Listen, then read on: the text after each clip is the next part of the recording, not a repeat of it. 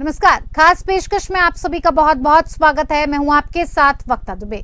लगातार हो रही बारिश के कारण जनजीवन पूरी तरह से डगमगा गया है। मानसून की पहली बरसात के समय जहां किसानों के चेहरे खुशी की वजह से खिले हुए थे, तो वहीं अब लगातार हो रही बारिश के कारण किसानों के चेहरे मुरझाए हुए हैं, क्योंकि लगातार हो रही बारिश के कारण फसलों को काफी नुकसान पहुंच रहा है। मेहतपुर के नजदीकी गांव खेड़ा मुश्तरका के निवासी अमरीक सिंह ने बताया कि पहले दिन हुई बारिश से वो इतने खुश थे कि अपने रिश्तेदारों का ट्रैक्टर मंगवाकर रुपाई बड़ी खुशी से कर रहे थे। तकरीबन उनके 2.5 एकड़ धान की रुपाई हो चुकी थी। जहां इस बात की उन्हें इतनी खुशी थी, तो वहीं वो खुशी अब गम में बदल गई है। उनकी धान की फसल, एक खेत मक्की की फसल जो पूरी तरह से तैयार थी, पूरी तरह से बारिश की चपेट में आने से अब नष्ट हो चुकी है, खराब हो चुकी है। अमृत सिंह ने बताया कि अपनी नुकसानी हुई फसल को देखकर मन बहुत ही उदास है। अमृत सिंह ने यह भी बताया कि उनकी 25 से 30 बोरी खाद जो खेतों में बने मोटर के कमरे में रखी थी, अपने साथियों की मदद से उन्होंने उसको छत के ऊपर रखवाया। वहीं हरियाणा में लगातार बारिश से हालात बिगड़ने लगे हैं। बारिश की वजह से करनाल और फतेहाबाद में छत गिर गई। वहीं गुरुग्राम में कार पानी में फंस गई है। अंबाला में घरों के भीतर पानी घुस गया है और जिस वजह से लोगों को छतों पर शरण लेनी पड़ी है। कल भी हरियाणा के साथ दक्षिण और दक्षिण पूर्व के 16 जिलों में भारी बारिश की चेतावनी जारी की गई है। अंबाला, रोहतक, फरीदाबाद समेत कई शहरों में स्कूलों की छुट्टियों का ऐलान हो गया। गुरुग्राम में डिप्टी कमिश्नर ने सभी ऑफिसर्स को वर्क फ्रॉम होम शुरू करने को कहा गया है।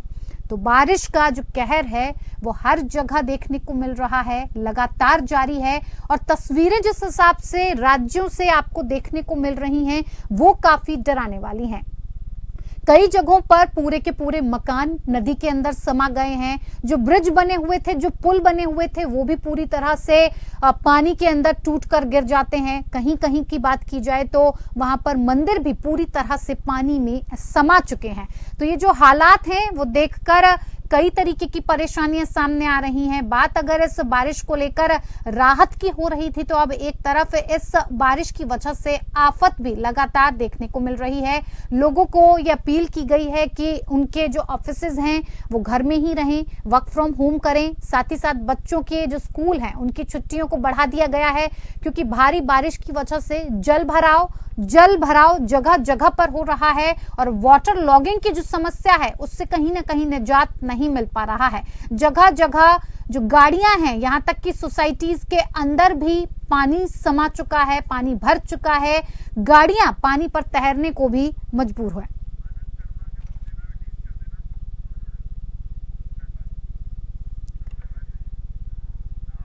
तो बारिश अपना कहर बरपा रही है और इसी पर बातचीत करेंगे कि आखिर बारिश का इतना ज्यादा होने का अचानक कारण क्या है। हमारे साथ लगातार खास मेहमान जुड़े हुए हैं, उनसे मैं आपका परिचय करवा देती हूं। आनंद शर्मा, पूर्व निदेशक IMD हमारे साथ जुड़े हैं, बहुत स्वागत है आपका। मनीष भारती, कृषक मृदा एक्सपर्ट हमारे साथ जुड़े हैं, आपका भी बहुत स्वागत है। साथ ही साथ आलोक सेमवाल, संवाददाता हमारे साथ जुड़े हुए हैं, बहुत बहुत स्वागत है आप सभी का इस खास कार्यक्रम में हमारे साथ चर्चा के लिए शामिल होने के लिए।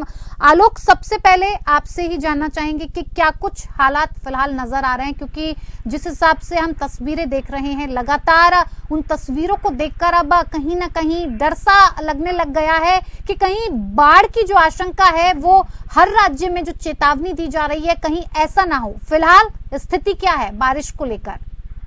देखिए, अगर हम प्रदेशवाद की स्थिति की बात करें, उत्तराखंड की हम बात करें, तो ऐसा देखने को मिल रहा है कि लगातार उत्तराखंड में जो है बारिश जो है पिछले 48 घंटों से लगातार हो रही है। कई पहाड़ी राज्य जिलों में जो है लगातार लैंडस्लाइड्स भी देखने को मिल रही है। हालांकि जो प्लेन क्षेत्र है, देहरादून, हरिद्वार और ऋषिकेश जैसे, उनको जो वाटर लॉगिंग की समस्या है वो लगातार बनी हुई है। मैं एक बार कैमरामैन से गुजारिश करूंगा कि एक बार जरा सा दिखाने की कोशिश करें कि ये जो फिलहाल जो गड्ढे देहरादून स्मार्ट सिटी बनाने के लिए जो गड्ढे यहाँ पर सीवर लाइन के और पाइपलाइन के बिछाए गए थे, वो अभी तक खुले के खुले ही हैं। और लगातार प्रशासन का ये कहना है कि बारिश के चलते इनका जो अभी निर्माण कार्य है वो स्थगित कर दिया गया है। लेकिन सबसे बड़ी समस्या जो इस वक्त उठकर सामने आ रही है वो ये है कि जो गड्ढे जो यहाँ पर दिख रहे हैं आपको, वो लगातार दुर्घटना को न्यूनता देने का काम कर रहे हैं। और जो मानसून इस वक्त उत्तराखंड में सुचारू है, उससे कहीं ना कहीं देखकर ये लगता है कि जो बाढ़ का खतरा है वो भी लगातार बना हुआ है, क्योंकि हिमाचल प्रदेश से कई ऐसी तस्वीरें आ रही हैं। और उत्तराखंड की भी बात करें तो लगातार उत्तराखंड में भी ये कयास लगाए जा रहे हैं कि कहीं पे अभी बादल फटता है या कोई ज्यादा बारिश होती है तो बाढ़ के बढ़ने का खतरा जो है वो भी लगातार बन रहा है, क्योंकि जो मुख्य डैम उत्तराखंड का है टिहरी डैम, उसका भी जलस्तर लगातार बढ़ता जा रहा है। और लैंडस्लाइड होने की वजह से लगभग 200 से अधिक सड़कें जो है वो बाधित हो गई थी। हालांकि 70 सड़कों को प्रशासन द्वारा खोल दिया गया है, लेकिन अभी भी कई सड़कें बाधित हैं और चारधाम रूट पर जो यात्री हैं उनको खासा परेशानी का सामना करना पड़ रहा है। जी बता आलोक, तो क्या कुछ अभी सरकार की तरफ से, प्रशासन की तरफ से इसके लिए कदम उठाए जा रहे हैं? क्योंकि वाटर लॉगिंग की जो आपने दिक्कत बताई, खास करके ज्यादातर राज्यों के जिलों में ये समस्या आम हो चुकी है, देखने को मिलती है। सरकार पहले वादे दावे करते हैं कि ये हम हर तरह की चीज के लिए तैयार हैं, लेकिन जब समस्या उत्पन्न हो जाती है, जब समस्या सामने खड़ी हो जाती है तो किसी भी तरीके की कोई भी व्यवस्था काम नहीं आती है। ऐसे में जो अभी आपने तस्वीरें गड्ढों की दिखाई, वो भी कहीं ना कहीं आने वाले वक्त में अगर ज्यादा बारिश होती है तो आम जनता के लिए ये भी मुसीबत बन सकती है। जी बच्चा, जैसे कि आपने भी बताया कि वादे दावे जरूर किए गए थे मानसून से पहले, खासकर देहरादून जैसे शहर में स्मार्ट सिटी के सभी कार्यों को पूरा करने के लिए वादे जरूर किए गए थे। और ये कहा गया था कि मानसून से पहले जो भी निर्माणाधीन कार्य है इस वक्त स्मार्ट सिटी का, वो पूरा कर लिया जाएगा और मानसून के दौरान किसी को भी किसी प्रकार की समस्या नहीं होगी। हालांकि हालात धरातल पर कुछ और हैं, और जैसे कि मैंने आपको अभी गड्ढे भी दिखाए तो ये भी दुर्घटना को न्योता दे रहे हैं। और जहाँ तक प्रशासन और शासन का सवाल है तो उनका ये कहना है कि लगातार जो टीमें उनकी हैं वो पूरे प्रदेश भर में तैनात की गई हैं। हर 100 किलोमीटर के दायरे पे 2 जेसीबी जो है एसडीआरएफ और एनडीआरएफ की टीम के साथ तैनात कर दी गई है। और कहीं भी अगर लैंडस्लाइड होती है, भूस्खलन होता है या कहीं कोई जो रोड है वो बाधित होती है तो उसको खोलने का प्रयास भी किया जाता है। और मुख्यमंत्री पुष्कर सिंह धामी मानसून को लेकर काफी गंभीर इस वक्त नजर आ रहे हैं, क्योंकि कल देर रात को उन्होंने आपदा प्रबंधन का निरीक्षण किया, पूरे उत्तराखंड का उन्होंने जायजा लिया आपदा प्रबंधन से। और दिशा निर्देश भी आपदा प्रबंधन कंट्रोल रूम को दिए हैं कि जो अफसर हैं वहां पर वो तैनात रहें और किसी भी परेशानी से जूझने को हमेशा 24 घंटे तत्पर रहे। जी बिल्कुल आलोक, आप बने रहिए हमारे साथ, आगे भी आपसे अपडेट लेते रहेंगे इस चीज को लेकर। हमारे साथ मनीष भारती, कृषक मृदा एक्सपर्ट भी जुड़े हुए हैं। मनीष जी, जिस हिसाब से बारिश हो रही है लगातार, अभी आपने अपडेट सुनी कि जिस तरह से बारिश ने अपना कहर बरपा रखा है, उससे सिर्फ आम जनता ही नहीं, किसानों पर भी इसका असर पड़ रहा है, फसलों पर भी इसका असर पड़ रहा है। और ऐसे में जब ये चीजें हम देख रहे हैं तो सबसे ज्यादा असर किसानों की अगर बात करें तो इससे कितना असर उन पर पड़ रहा है, किन किन फसलों के लिए, अगर ये जो पानी की समस्या ज्यादातर हो रही है, जल भराव हो गया है खेतों में, किन फसलों के लिए ये नुकसानदायक है और किन फसलों के लिए ये सबसे ज्यादा फायदेमंद साबित हो सकता है?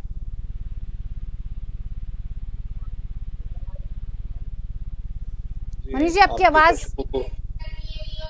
आपके दर्शकों को मैं बताना चाहूंगा कि अभी जो हाल ही में जो मौसम के जिस तरीके के प्रेडिक्शंस आए हैं, असल में ये बहुत चौंकाने वाले हैं। आप ही के चैनल पे अभी कुछ दिन पहले हम लोग डिस्कशन कर रहे थे कि प्रेडिक्शन ये किया गया है मौसम विभाग की तरफ से कि अल नीनो की वजह से जो है बारिश कम होएगी और सूखा पड़ने की परिस्थितियों का निर्माण होगा उत्तर भारत में, और जिस वजह से किसानों को दिक्कत आने वाली है। हम लोगों ने, आपने लगभग, मेरे को जहां तक याद है, 2 प्रोग्राम इसके ऊपर किए थे विषय। आज हम उससे उलट परिस्थिति को देख रहे हैं। बिल्कुल, मैंने उन प्रोग्रामों में ये कहा था कि आज की तारीख में भारत का जो मौसम विज्ञान का जो विभाग है वो अपने काम को ठीक ढंग से नहीं कर रहा, और आज उसका एक जीता जागता प्रमाण हम देख रहे हैं। जहां एक तरफ पहले हमें कहा जा रहा था कि सूखा होगा, किसान ने उस तरह की तैयारी करी, उस तरह से अपने आप को प्रिपेयर करा, वहीं दूसरी तरफ अब इस तरीके की बारिश है कि उसका अनुमान किसी को भी नहीं था, न सरकार को था, न किसान को। कि पूरी तरीके से एक गलत आकलन यहाँ पे मौसम विभाग द्वारा किया गया और लोगों को भ्रमित किया गया। किसान की परेशानी ये है कि हम आने वाली जो प्राकृतिक विपदा है उसके साथ तैयारी कर सकते हैं, लड़ सकते हैं थोड़ा बहुत अपनी फसलों में परिवर्तन करके। जैसे कि आपने बहुत अच्छा प्रश्न किया कि कौन सी फसलें हैं जिनमें फायदा है, कौन से में नुकसान है। मैं पश्चिमी उत्तर प्रदेश मेरठ से आता हूँ। हमारे यहाँ कितनी भी बारिश हो जाए, गन्ने का क्षेत्र है, हमारे यहाँ कोई बहुत बड़ा नुकसान नहीं होने वाला। लेकिन हमारे ही क्षेत्र में जो चारे की फसल, जो पशुओं के चारे की फसल है या मक्का की फसल है, धान की, इसमें निश्चित तौर पे गंभीर संकट आएगा जी। यहाँ तक कि जो धान है, धान को बहुत पानी चाहिए, सभी लोगों को पता है, लेकिन अगर धान पूरा डूब जाए चोटी तक, तो उस सूरत में जो आपका पूर्वी और मध्य यूपी का जो धान का किसान है, पंजाब हरियाणा का जो धान का किसान है, उसके लिए गंभीर संकट पैदा हो जाएगा, देश के लिए गंभीर संकट पैदा। तो तैयारी नहीं है, बेतरतीब तरीके से जो चारों तरफ शहरों का विकास हो रहा है, उसकी कोई प्लानिंग नहीं है जी। पानी की निकासी आप शहरों को छोड़िए, हम अब ये देख रहे हैं कि गांव के स्तर पर जो ग्रामीण जो हमारे जो गांव हैं, उनमें भी पानी की निकासी का कोई प्रबंध नहीं है। जो तालाब हैं उन पे पहुंचने के नाले नहीं है, प्रॉपर नालियां नहीं है, मकान जमीनों से खड़ंजों से नीचे पहुंच गए हैं, रास्ते ऊंचे हो गए हैं। तो जिस तरीके का एक अनप्लान्ड डेवलपमेंट हो रहा है चारों तरफ, पानी को तो रास्ता चाहिए जी, और वो रास्ता अपने आप बना लेता है, आप चाहे कितनी भी रुकावट उसके सामने खड़ा कीजिए जी। ये समझना पड़ेगा हमारे यहाँ के नीति निर्धारकों को। और अभी आपके मौसम विज्ञान से जुड़े हुए जो विभाग से जुड़े हुए विशेषज्ञ हैं, उनकी भी बात हम सुनना चाहेंगे जी। हमारा जो डर था, जो मैंने अपने पुराने पिछले कार्यक्रमों में भी कहा था कि जो सैटेलाइट से जो प्रेडिक्शंस हो रहे हैं उनके आधार पर आप अपनी बात को कह देते हैं, लेकिन जो लोकल ग्राउंड पे जो मौसम विभाग के प्रेडिक्शंस हैं वो उपकरण काम नहीं कर रहे हैं, और उसका नतीजा ये हो रहा है कि किसानों को एक भारी कीमत चुकानी पड़ रही है, क्योंकि सही प्रेडिक्शन नहीं आ रहा है जी। बिल्कुल मनीष जी, कल ही मैं आपको एक छोटा सा उदाहरण और देता हूँ। हम सब लोगों के पास एक SMS आया कि 12 बजे से बहुत तेज भारी बारिश होने वाली जी, लेकिन वो बारिश रात तक भी नहीं हुई, बिल्कुल कुछ इलाकों में हुई, नहीं हुई। तो ये प्रेडिक्शन लोकलाइज लेवल पे करेगा। चलिए इस बात को, इस सवाल का जवाब हम लक्ष्मण सिंह राठौर IMD के पूर्व निदेशक हमारे साथ जुड़े हुए हैं, हम उन्हीं से ले लेते हैं। लक्ष्मण जी, इस बात को लेकर काफी गंभीरता जताई जा रही है, और मनीष भारती जी कृषक मृदा एक्सपर्ट हमारे साथ जुड़े हुए हैं, वो इस बात को कह रहे हैं कि जिस तरह की प्रेडिक्शन आपकी तरफ से की जा रही है उसको देखते हुए वैसा हो नहीं रहा है, और उसके चलते ग्राउंड लेवल की बात की जाए, किसानों की बात की जाए, काफी दिक्कतों का सामना करना पड़ रहा है। साथ ही साथ सवाल मेरा ये भी है कि इतनी ज्यादा बारिश होने से इसका कारण क्या माना जाए? क्या अलाइनमेंट इसका कारण हो सकता है? जो मनीष जी ने मुद्दा उठाया कि स्थानीय पूर्वानुमान की गुणवत्ता जो है उतनी बेहतर नहीं है जी। मैं जो उपभोक्ता है, आम जन है या प्रबुद्ध नागरिक है या जो कर्मचारी है, सबको ये बताना चाहूंगा कि विज्ञान की भी अपनी सीमाएं हैं जी। और आप बहुत सटीक जानकारी किसी गांव में दे पाएंगे, ऐसा अभी विज्ञान उस स्तर पे आया नहीं है जी। हाँ, हम प्रयास अवश्य करते हैं, जो भौतिकी है, वायुमंडल के जितने भी कारक है उनको समझते हैं।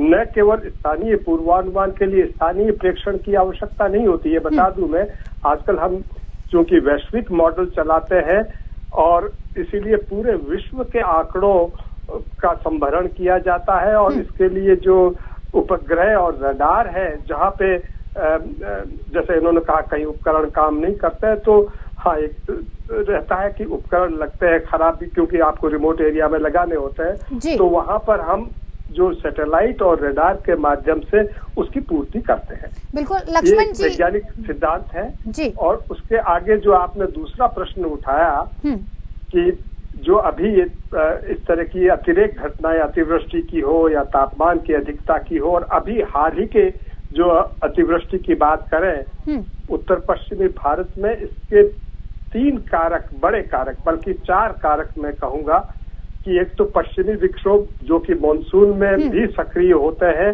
और जब भी मानसून में सक्रिय होकर के मानसूनी हवाओं से उनका इंटरेक्शन होता है, तब हिमालय क्षेत्र खास तौर से या मैदानी क्षेत्रों में उत्तर पश्चिमी भारत में तेज बारिश होती है, जिसका कि ठीक आकलन किया गया था और पूर्वानुमान किया गया था। जी बिल्कुल, यानी कि अलाइनमेंट हो रहा है और जिसकी वजह से ये जो बारिश है वो पूरे देश भर में देखने को मिल रही है। मनीष जी, आपके जवाब का उत्तर मुझे लगता है मिल पाया होगा। जैसी प्रेडिक्शन की गई वैसा हुआ, लेकिन विज्ञान है, कहीं ना कहीं कभी किसी चीजों को लेकर बहुत सारी ऐसी चीजें होती हैं जो सामने नहीं आ पाती। लेकिन अगर बात फसलों को लेकर की जाए तो मैंने अभी आपसे पूछा था कि धान की फसल के लिए भी काफी मुसीबतें देखने को मिल रही हैं, क्योंकि जल भरा हो रहा है। जब तक पानी नहीं निकलेगा तब तक फसलें खराब होने का डर लगा रहता है, क्योंकि वो अंदर ही अंदर सड़ जाती हैं। बात अगर कपास की जाए तो क्या इस बार कपास की खेती के लिए जिस तरह से संभावनाएं जताई जा रही हैं, 30 से 40% की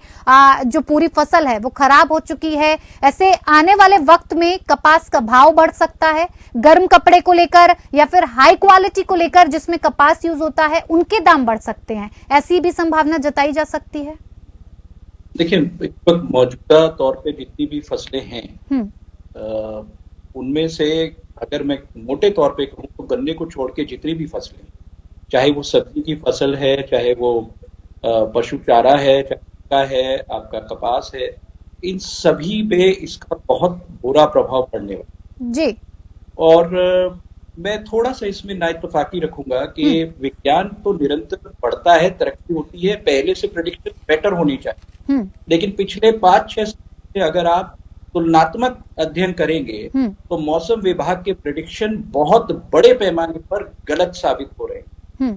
तो मुझे तो विज्ञान का सिर्फ वही रूप पता है और वही मुझे परिभाषा पता है जो निरंतर पहले से बेहतर होती है। पहले से खराब होने वाला विज्ञान की पहली बार मैं देख रहा हूँ कि मौसम के बारे में जो भी भविष्यवाणी विभाग कर रहा है उसमें अधिकतर भविष्यवाणियां पहले से ज्यादा खराब है। अब से 5-6 साल पहले की गुणवत्ता बहुत बेहतर थी। फिलहाल जो मैं देख रहा हूँ, क्योंकि मुझे नहीं पता कितने लोग इस बात पर ध्यान देते हैं, लेकिन हम जो किसान हैं और किसान के ऊपर बात करते हैं और लगातार इस विज्ञान पे भरोसा करते हैं कि मौसम विज्ञानी हम लोगों को सही जानकारी देंगे ताकि हम अपनी फसलों का प्रबंधन कर सकें, फसलों को जो प्लानिंग है बुआई को आगे पीछे कर सकें। और अगर वो प्रेडिक्शन इतने बड़े पैमाने पर लगातार गलत साबित तो ये जिम्मेदारी तो कहीं ना कहीं सरकार को लेनी ही पड़ेगी। वो ये कह के नहीं बच सकते कि अनुमान होते हैं, कभी सही होंगे कभी गलत होंगे।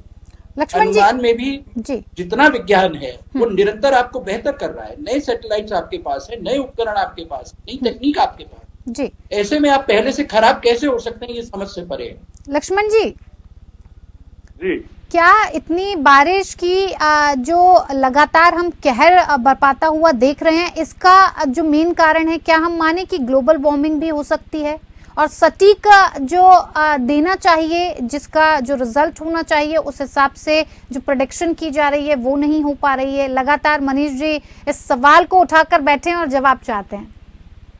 नहीं, मनीष जी की चिंता जायज है और देखिए जो भी सिस्टम है उसकी गुणवत्ता तो बनी रहनी चाहिए, कोई इसमें मैं दो राय नहीं हो सकती।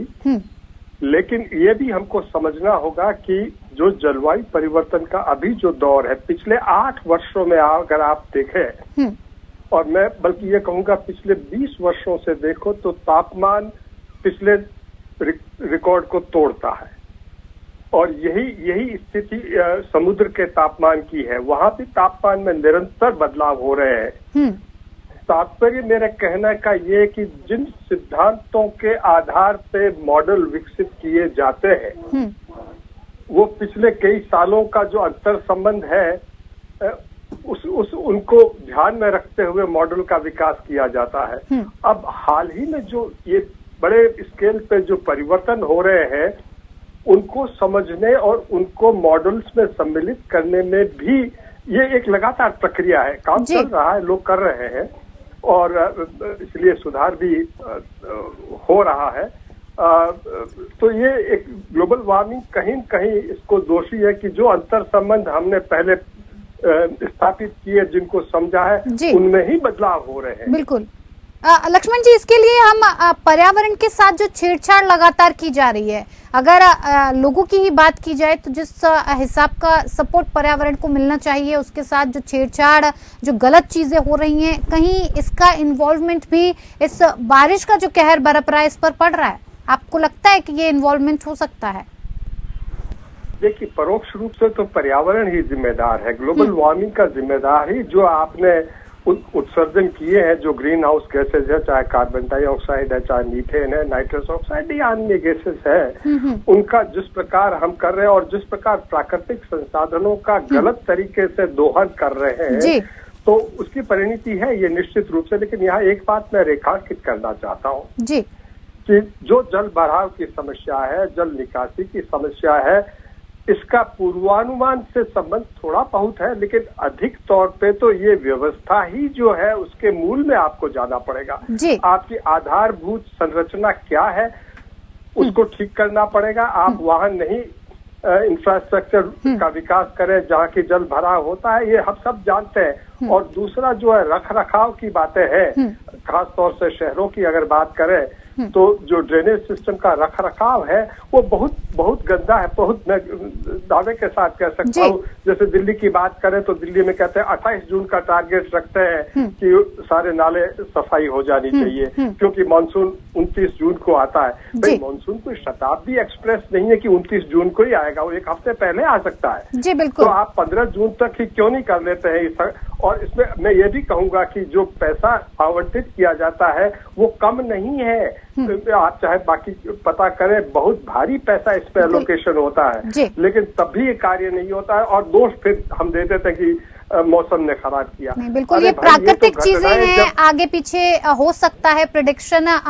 की जाती है कि चलिए 29 जून तक या फिर 1 जुलाई तक आ सकता है मॉनसून, लेकिन ये फिक्स नहीं होगा। शायद प्राकृतिक चीजें हैं, जब चाहे पर्यावरण की स्थिति जिस हिसाब से बदलेगी उसी हिसाब से आगे बढ़ेंगे। चलते चलते मनीष जी, आपसे बहुत ही छोटा जवाब चाहूंगी कि अब इस व्यवस्था को देखते हुए जो स्थिति है वो हम सबके सामने है, इस स्थिति से निपटने के लिए किसान क्या कुछ कर सकते हैं, उन्हें क्या कुछ करना चाहिए आपके हिसाब से?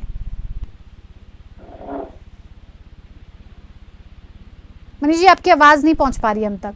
आपका लिंक कट गया है एक्चुअली। जी आ गई, बिल्कुल आवाज पहुंच रही है। जी कहिए। देखिए, किसानों के पास बहुत सीमित संसाधन है और पूरी तरह से जो लोकल सरकार है, चाहे राज्य सरकार है या केंद्र सरकार है, उसके ऊपर हमें एक वैज्ञानिक दृष्टिकोण किसानों को देना पड़ेगा, उनको एजुकेट करना पड़ेगा कि इस परिस्थिति से वो कैसे निकले। ब्लॉक और जिले स्तर पर आप जब तक किसान को एजुकेट नहीं करेंगे, अभी तो हम लोग अनुभव के आधार पे इन परिस्थितियों से निपटते हैं। बहुत सी बार लाचारी भी हमारा एक हथियार होता है लड़ने का, कि भाई ठीक है, अब तो भी प्राकृतिक आपदा है, इसमें कुछ कर नहीं सकते, इसलिए निराश होकर बैठ जाते हैं।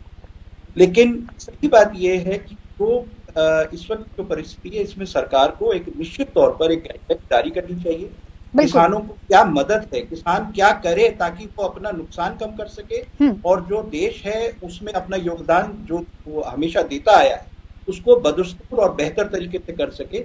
सरकार को, इसमें चाहे राज्य सरकार है या केंद्र सरकार है, उसको एक एडवाइजरी जारी करके किसानों को बताना चाहिए। जी बिल्कुल। नहीं तो किसान तो अपनी सीमित संसाधन और सीमित जो उसके पास ज्ञान है उससे ज्यादातर हताश ही होता है, कुछ कर नहीं पाता है। जी, मनीष भारती जी और लक्ष्मण सिंह राठौर जी और आलोक सेमवाल, आप सभी का बहुत बहुत धन्यवाद इस खास चर्चा में हमारे साथ शामिल होने के लिए। फिलहाल खास पेशकश में मेरे साथ इतना ही, मुझे दीजिए इजाजत, नमस्कार।